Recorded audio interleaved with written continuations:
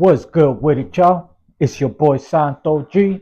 Back at it. You already know. Spread unity, prosperity, and respect. Above all, if you're new here, do me a favor. Hit that subscribe button, tap that notification bell. It don't cost you nothing, and it will help out this channel. So today, I wanted to get back to the prison stories, and I wanted to tell you guys the story of me taking the rap for the homie's cuerno. It was actually both of ours. We had I had barely moved inside that cell and we had established that we were gonna go halves on the phone. I was there, I wanna say not even a week. I move in, not even a week of me being there. I'm downstairs using the payphone. Next thing you know, Juras run up the stairs. It had just so happened that he had barely came downstairs to get some water. The way it was set up in the building, in the bottom of the stairs, they had a water fountain. So whenever you wanted to fill up your cup with water or your water bottle with water, you had to go to that water fountain. It's not like out here, you know what I'm saying, where you could buy cases of water. You know what I mean? It don't work like that in there.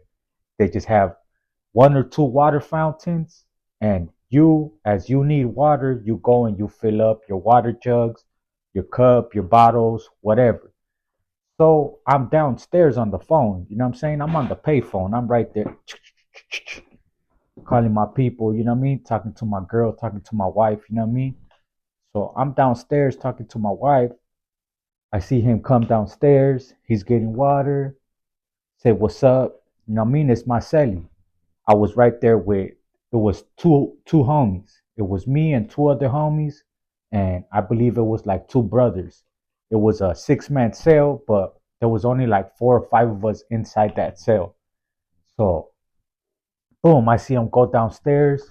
I'm on the phone like, what's up? You know? Next thing you know, see a gang of huras just running upstairs. That's all you hear, like going upstairs. Like, what the fuck? Looking right. Then I see him. I'm looking at him like, you know what I mean? Like trying to tell him like, what's up? Like everything good? And he just looking like, no, like fuck. Boom. Next thing you know, sure enough, dicho y hecho. Boom. They run up. Not even 5 minutes of them being in there, they come down. They come down with the cuerno, with the phone, with the cell phone, and they come down with the charger. Boom. They just take it. They don't even take no one, nothing. Next thing you know, he ends up getting hit with a 115. They said that they were observing him. They were pretty much scoping him out. When they seen him come downstairs, they seen me go to the phone. Our other celly had left. I think he was at yard. He was like a yard worker or something. So he had left to yard. I was on the phone. They seen him go down, get water. As soon as the opportunity presented itself where we were all outside of the cell, they ran up over there. So boom, hit, take the phone. Next thing you know, boom, you know what I mean? It's already count time. So everybody's coming back from work. Everybody's in the cell. It's me and it's the two homies, right? So the homie that I went halves with, he's the one that was going to get water. He's the one that was slipping. I told him like, hey, what happened? You know what I'm saying? Like, what happened? And he's like, hey, pretty much he was using the phone and he was using the phone. It was low battery. He plugged it in, went downstairs to get water. They ran up and they found it. So he was slipping, right? Boom. They took it. First thing, right? First thing, whenever they took it, he's like, hey, bro, like, we had already came to an agreement that you was going to give me halves. We only had it for a week, but hey, we had already talked about it, so on and so forth, right? I'm already like, damn, like, I ain't gonna lie, I'm feeling some type of way. But the homie kind of had pulled, you know what I'm saying? Like, he was somebody that necessarily not a lot of people will mess with. So I'm like, just going with the flow. So he ends up getting the 115, and he had like a family visit coming up. So I come inside the cell and I overhear him talking to the other homie. The other homie and him were already inside that cell. Like they were inside that cell, I want to say for at least a few months, maybe even longer. Me personally, I had just moved in there. So I happened to come in while they're talking. He's pretty much the homie that got the phone taken is trying to get the other homie to take the rap for it. He's telling him like, "Hey, my boy, I got a family visit coming up. If I get found guilty of this 115, they're gonna take my family visits, so on and so forth." And this was before I was even married and all that. So I'm overhearing it. I'm just like, okay. They're talking. The homie had a few months left. And just pay attention to this because it's all gonna come together. So the homie that got the phone taken, he had a few years left. It was nothing. Like the time wasn't nothing. He just didn't want to get his family visits taken. Now, the homie that was in there with him, he had a few months left. And he wouldn't really use the phone. He didn't have people to call and stuff like that. He was one of them type of people where he just had whatever he had going on in there, he'll hustle, make his money like that. And the homie pretty much took care of him. The homie had his thing going, so he would have him holding everything, so on and so forth. I'm not gonna get too much into it, you know what I'm saying? But if you could read between the lines, you could read between the lines. That's why the homie moved him in there with him. Cause he's like, hey, nobody looks out for him. I got it made like this. Hey, we could help each other. He's gonna help me do X, Y, and Z, and I'm gonna help him by putting food in his locker, getting him a TV, getting him some clothes, hygiene, so on and so forth. So that's the kind of relationship they had. Now me, he moved me there because he had just seen me the way I got there, black eye, all that, everything I went through, and then how I cleaned it up, going on a mission and all that. He was just like, the homie's with it. I need him by my side. So he pulled me with him. And it just so happens that just bad luck. Soon as I move in, we get something situated, they end up taking the phone. So I know from the outside looking in, you're like, man, he got it taken. He was slipping. It should have been, hey, you know what I mean? My bad. It is what it is. You know what I'm saying? But that's where I'm saying not everybody's the same. Not everybody has the same heart. So that happens. They take it. He's still trying to text me. He's panicking. So pretty much tell him like, hey G, like check this out. Like if you really need somebody to take it, like I'm here, I'll take it. Like just call me as your witness and I'll take it. I'll take the rap. Me, right? I felt like, hey, if I take the rap, he's gonna be like, hey, you don't need to pay me no more. Like it's good. I should have spoke with him like, hey, if I take the rap for it, then whatever I owe you, hey, chalk it up. You know what I'm saying? So we never spoke about that. We go, they end up calling him. He goes to his 115. He's in the office, he's there. Keep in mind, I don't know what's going on. He goes, boom, they're talking. Woo, calls me as his witness. As soon as I walk in, I'm just like, hey, look, check this out. Like, whatever you guys found, that's mine right there. The bunk where he was at was actually my bunk, but they knew that he was sleeping there. When he moved me in to that cell, the bunk that he was using was empty. And the bunk that was empty was actually his bunk.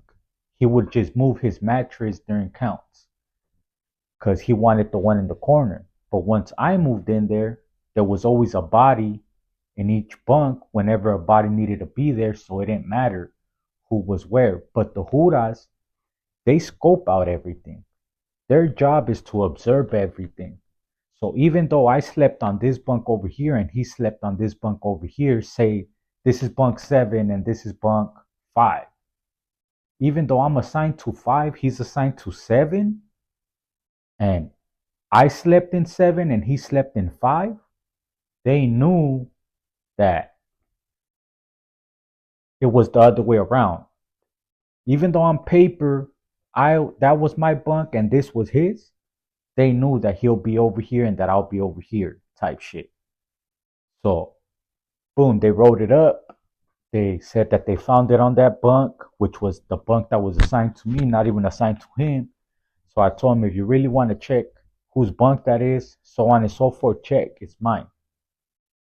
So what he didn't tell me, he should have stopped me. As soon as he heard me go in there and start saying all that, he should have been like, hey, fool, shut up. Hey, fool, kick back. Because come to find out, they found it on the bunk, but they found it, there was like a pocket on the top bunk. There was nobody assigned to the top bunk. So technically, even though it was found like in a little pocket that was made for whoever's on the bottom bunk, they could just slide it, have clothes and stuff like that. Any of my people that's ever been busted, if you guys have ever had the bunks with like the two bars in the middle and you make a little canasta right there, like a little basket, little bag to put clothes or little stuff like that, that's what it was. There was a little canasta under the top bunk, and that's where the phone was. So technically, it was on that bunk, but it was tied to the top bunk where nobody was assigned. There was an empty bunk. So they were going to drop it on them anyways. I go, they're like, hey, look, check this out. We found it on an empty bunk. Even after I said that, the Huras were like, hey, we found it on an empty bunk. So, it is what it is. Right? So we left back. He was like, hey, I'm good. Tell me why the next day they call me. Like, inmate Garcia, report to the program office. So I go and they were like, look, even though we were going to throw it out because it was found on a common area, on an empty bunk, based on what you came and said, your admission, now we're getting you for it. So they still ended up getting me for it. He ended up getting off. And then he was still trying to tax me. It was like 400 or like 500. He was still trying to charge me for that phone. After I went and did what I did for him, spoke up for him, and then after it was his mess up, his screw up that got it taken.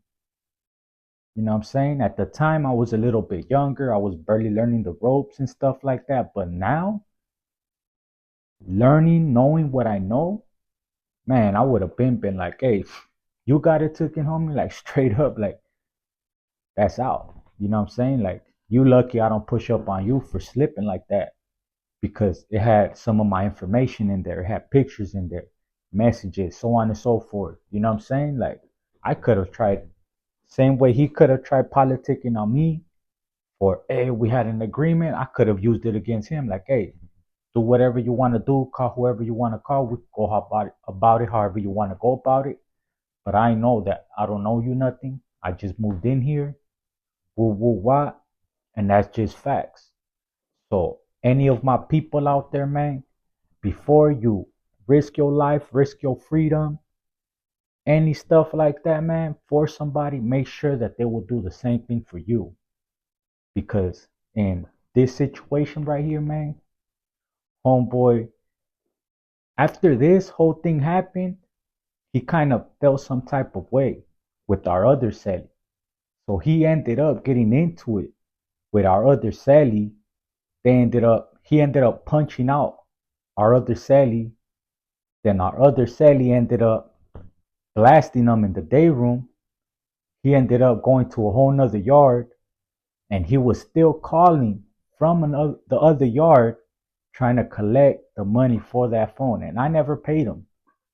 You know what I'm saying? That's just facts. I never paid him. He ended up going to the other yard. He tried to call and push the issue with the homie that had the yard at the time. And then I explained to him my situation. Like, hey, I took 90 days for this fool. I took time that I could never get back. And he's still trying to charge me for that. Like, I explained that to him.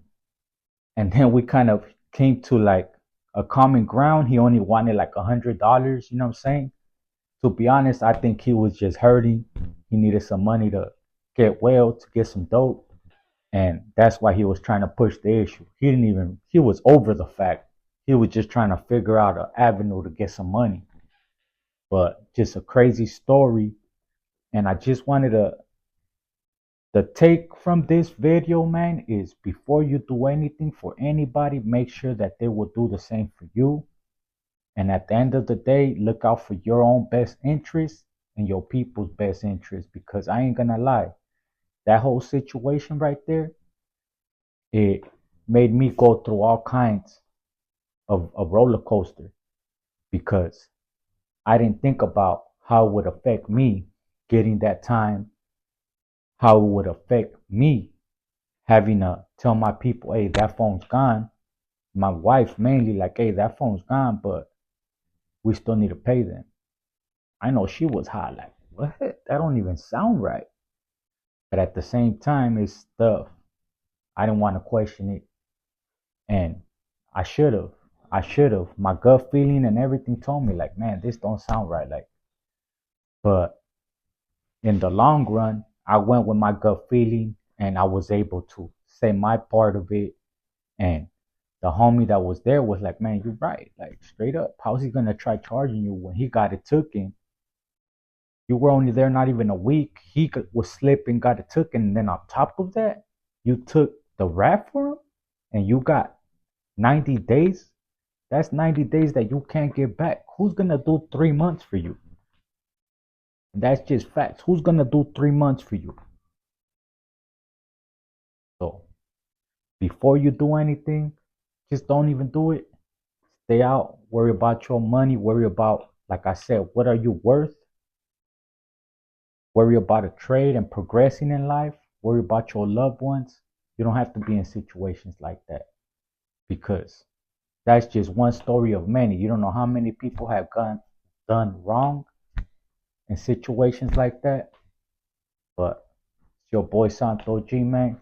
I'm going to tell you guys the story about how they got into it, how homeboy beat up my celly, and then my other celly ended up whacking him. And then they ended up going to the back.